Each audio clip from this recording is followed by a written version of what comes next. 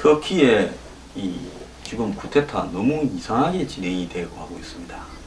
쿠데타도 매우 어설펐지만 그 어설픈 쿠데타 직후에 준비했다라는 듯이 에르도안이 자신을 중심으로 권력을 급격하게 장악해가고 반대파를 필요 이상으로 대규모 숙청해가고 이러면서 거의 국제사회의 이목을 두려워하지 않은 채 아프리카에서나 가능한 짓을 벌이고 있습니다. 이런 일들이 어떻게 갑자기 생길 수 있는가? 그래서 정말 업모슬이 더더욱 힘을 얻어가는 것 같은데요. 터키가요 지금 반대파를 싹쓸이 하려고 교사 언론인까지 5만 명의 숙청을 받았습니다. 자, 쿠데타 기도를 5시간 전에 미리 알았다라는 말도 있습니다. 자, 이 말은 무슨 말인가 하면 터키 정보 당국이 쿠데타 모의를 사전에 파악해서 정권 유지파 군수뇌부에 전달을 했고요. 터키 합참은 이 쿠데타 5시간 전에 정보 당국으로부터 모의가 진행되고 있다라는 정보를 입수했고 군 총사령관은 곧바로 터키군의 장비 이동 금지와 기지 폐쇄 명령을 내렸다고 합참본부가 이렇게 밝혔다는 겁니다. 즉 쿠데타를 알고 미리 그렇게 하도록, 그럼 알았으면 못하게 해야지, 하도록 유도한 다음에 소수만 움직이도록 해가지고 결국 그 쿠데타를 핑계로 이제 이 국가를 갖다 싹쓸이 해서 반대파들을 없애버리고 자신의 나라를 만들겠다. 지금 그걸 갖다가 보이고 있는 겁니다. 우리 이제 한국 같은 경우에는 쿠데타는 무조건 나쁘다. 더 나아가서 민중들이 길거리로 나와서 탱크를 저지하고 이 군의 총을 갖다가 무서워하지 않고 이 쿠데타를 진압하는데 앞장섰다. 민중의 힘으로 이루어낸 승리다. 이렇게 초반에 많이 보고 있었고 아직도 뺐다간 사람들은 그렇게 보고 있습니다. 자,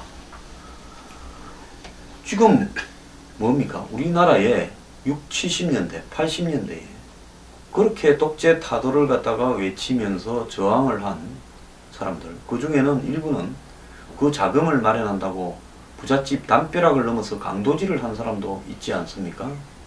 그러면서 이 독재와 싸운다고 화염병도 던지고 투석도 하고 방화도 하지 않았습니까? 그래, 이런 것들은 한마디로 자위적인 수단으로서 아마 독재의 타도를 위해서 싸우기 위한 어쩔 수 없는 자기 방어 조치였다. 내지는 필요한 수단이었다. 이렇게 이야기를 하면서 터키의 일부 소신 있고 정의로운 군부가 들고 일어나서 에르도안의 이 썩고 부패한 독재를 막기 위해서 또 터키라는 국가를 거의 중세 오스만 투르크 같은 이 종교 국가로 몰아가고 그 목적은 자신의 집권을 탄탄하게 하기 위해서 다시 정근대적 사회로 몰아가는, 여성의 인권을 탄압하고 온갖 인권을 탄압하면서 중세 사회로 터키를 몰아가고 있습니다. 현대적 국가 터키는 없어져 가고 있습니다. 이걸 막아야 되겠다고 나선 사람들이 얼마나 솔직히 용감하고 정의로운 사람입니까? 저는 그런 관점에서요, 세상을 바라보는 관점에 대한 한국 국민들의 시각을 교정할 필요가 있다. 일부 사람들은 굉장히 삐뚤어져 있죠. 그래서 이 터키에 관한 뉴스를 자주 다루려고 하는 겁니다. 자, 쿠데타 나흘 만에 국가 비상사태를 3개월간 선포했습니다. 쿠데타군 다 잡아 넣어놓고 뭐 더 잡을 게 있다고 5만 명이나 체포했으면 됐지요. 정말 뻔뻔한 놈입니다. 자, 터키 헌법에 의한 것이다. 이렇게 이야기를 하면서 에르도안에게 이 사람 대통령 개인의 칙령이 법률과 동등한 권한을 가지도록 이 비상사태 기간 동안 허용해 줬습니다. 자, 그래서 의회는 또 형식적으로 이것을 승인을 해줬죠. 이 사람 뭐라 하느냐? 군의 바이러스를 제거하겠다고 지금 나오고 있습니다. 자, 에르도안은요, 한마디로 무소불위의 권력을 휘두를 것이다 라고 지금 예측되고 있는데요. 온갖 종류의 칙령들을 발표해서 터키 국민들의 자유를 제한하고 자신이 유리한 쪽으로 반대파들을 숙청하는 도구로 쓸 거라고 지금 보이고 있습니다. 자, 지금 에르도안이 원하는 법은 즉각적으로 검증을 받지 않고 바로 통과가 되도록 지금 되어버렸습니다. 에르도안은 이미 쿠데타 연계 세력을 뿌리 뽑는다고 헌법재판관 2명을 포함해서 판검사 2750명을 직위해제하거나 체포해서 사법부를 무력화시켜버렸습니다. 자, 군을 바이러스라고 박멸하겠다고 하고 사법부 군부도 재구성하겠다고 하고 있습니다. 자, 그러면서 이 속에서 이제 개헌을 추구를 하고 총선을 하겠죠. 자, 에르도안은 민주주의 사회에서 민주적이 아닌 매우 기이한 수단을 통해서 무소불위의 권력을 얻게 됐습니다. 자, 이제 터키는 매우 불확실성한 이 깊은 나라로 되어가고 있습니다. 자, 서방에서도 이런 문제들을 매우 우려하고 있는 걸로 지금 보여지고 있고요. 자, 이런 상황에서 그는 아주 뻔뻔한 이야기를 하고 있습니다. 유럽 국가들도 똑같이 나처럼 하고 있는데 그들이 왜 터키를 비판하고 나를 비판하냐. 나는 국가를 테러로부터 보호하기 위해서 이런 조치를 한 것이다. 즉 프랑스가 이 파리 테러, 니스 테러 등을 당하고 나서 국가 비상사태를 선포한 것을 에르도안은 이야기한 겁니다. 그것이 같은 겁니까? 전혀 같지도 않은 부분들을 이야기를 하고 있습니다. 자, 이렇게 터키가 사형제를 하고 인권을 탄압하면 EU 가입이 요원하다 이렇게 이야기를 하니까 뭐라는가 하면 EU는 고작 28개 나라뿐이다. 우리는 53년간 문을 두드려 왔는데 계속 기다리게 하더니 다른 국가는 다 가입시켜주고 별로 기대하지 않는다 이랬습니다. 이 사람은 이제 EU고 뭐고 신경 안 쓸 겁니다. 에르도안이요, 사형제를 부활시켜 쿠데타 가담자를 처벌한다라는 말에 중요한 모순이 있습니다. 왜냐하면 이 사람들은 현재 법 하에서 쿠데타를 저질렀고 현재는 사형제가 없습니다. 근데 뒤늦게 사형제를 만들어서 앞에 벌어진 범죄를 소급해서 처리한다는 것은 법의 일반적인 논리에 맞지 않는 겁니다. 자, 그래서 많은 사람들이 이것은 거의 불가능한 이야기다 라고 이야기하는데요. 자, EU의 많은 나라들도 이렇게 사형제를 도입하면 EU에 들어오지 못한다라고 이야기를 하고 있습니다. 터키는 80년 군사 쿠데타가 발생한 4년 뒤인 84년 사형 집행이 마지막이었고 EU 가입을 추진하면서 2004년에 사형 제도를 폐지했다는 겁니다. 자, 이제 에르도안이 사형제를 부활하겠다는 것은 반대파 숙청을 한다는 의미도 있지만은 EU하고는 관계없이 이슬람 국가로 자기 길을 가겠다. 어떻게 이슬람 국가가 기독교 정신에 바탕한 EU의 회원국이 되겠습니까? 이걸 이제 공식적으로 선언한 겁니다. 자, 우리는 우리 갈 길을 간다. 이런 이야기입니다. 그래서 이 에르도안의 친위대들이 지금 사형제를 부활해라고 곳곳에서 집회를 하고 선동을 하고 있습니다. 자, 이제 터키는 언론도 사법부도 군부도 어떤 견제 기능도 없고 학계도 다 에르도안의 개들로 채워질 겁니다. 터키가 원래 이런 나라가 아니었습니다. 오늘날 터키가 그래도 이 유럽과 아시아에 걸쳐 있는 세계의 이 중견국가, 강대국에 근접하는 이 강대국을 뺀 나머지 국가들 중에서 가장 강력한 중견국가가 된 부분은 이 케말 파샤의 영향력이 매우 컸습니다. 이번 터키의 쿠데타는 케말 파샤가 이 국부입니다. 터키 국부.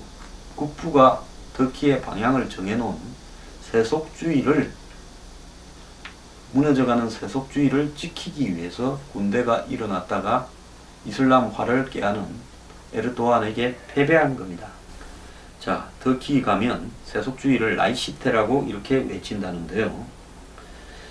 자, 원래 터키 공화국의 전신은 오스만 투르크죠. 1300년에 오스만 제국을 세워서 이 사람들이 자꾸 이제 서진을 해와서 이 당시에 동로마 제국의 수도인 비잔티움을 콘스탄티노플이죠. 비잔티움이라고도 했고, 그걸 갖다가 함락시키고 이스탄불을 수도로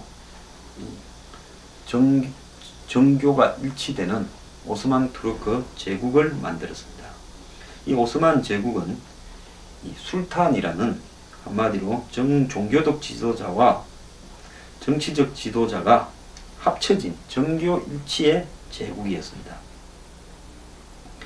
자, 그래서 이 제국의 고위 관료도 전부 이슬람 성직자였고 나라는 이슬람 법에 의해서 다스려졌습니다. 그래서 이런 오스만 투르크 제국이 오스트리아나 이 동유럽을 향해서 진격을 할 때 이걸 막아내기 위해서 전 유럽이 굉장히 고생을 했습니다. 우리가 잘 아는 그 뭡니까? 이 뱀파이어 영화에 노는 이 드라큘라 백작도 루마니아 트랜실바니아 지방에서 오스만 투르크와 싸우던 한마디로 이 기독교를 믿는 이 지역 제후였습니다. 그래서 그 사람이 오스만 투르크의 병사들을 십자가에 꼽아서 잔인하게 살해했다. 이렇게 해서 드라큘라 백작의 이야기가 시작한 겁니다. 자, 어쨌거나 이런 오스만 투르크가 서유럽과의 전쟁에서 계속 패배하자 이제 이 개혁을 갖다가 하자는 유럽식 개혁을 하자는 개혁파와 그러지 말고 그냥 과거의 제국으로 계속 머물자라는 이 수구파가 대립을 했는데요. 이 개혁파 가운데에서 가장 핵심이 이 개혁파 내부에 있는 청년 장교들로 구성된 청년 투르크당 조직입니다. 이 케말 파샤가 여기에 가담을 해서 주도적인 역할을 했죠. 당시 개혁파들은 독일과 교감을 했어요. 1차 대전 때 오스만 투르크가 독일의 동맹국으로 싸웠지 않습니까? 그래서 독일과 터키가 그때부터 굉장히 많은 교류 관계를 가지고 오늘날 독일에 가면 거의 뭐 한 600만 명에 이르는 터키 사람들이 독일에 있을 겁니다. 그것이 그때부터 교감이 유지된 겁니다. 어쨌든 이 케말 파샤는 우리가 그 영화에서 많이 본 이 워터 디바이드라는 영화에서도 나왔죠. 당시에 1차 대전에 이 영국, 프랑스 같은 연합군은 이 러시아를 갖다가 차단하고 있는 흑해 부분을 러시아는 연합군에 소속돼 있지 않습니까? 그래서 흑해를 갖다가 장악해서 그 보스플러스 해협을 통해서 러시아군이 밖으로 나오도록 하게 되면 터키를 압박하고 독일과 분리시킬 수 있지 않겠냐. 이렇게 생각해 가지고요. 이 보스플러스 해협 앞에 갈리폴리 반도를 한마디로 이 상륙을 합니다. 그랬다가 이 케말 파샤가 이끄는 이 터키 군대에 거의 전멸하다시피 대참패를 하고 도주하게 됩니다. 그때 영국의 해군 장관이 처칠인데 패배의 책임을 지고 한동안에 완전히 쪽박을 찼었습니다. 자, 그렇지만은 이렇게 부분적으로 성전을 했지만은 갈리폴리 배전했어요.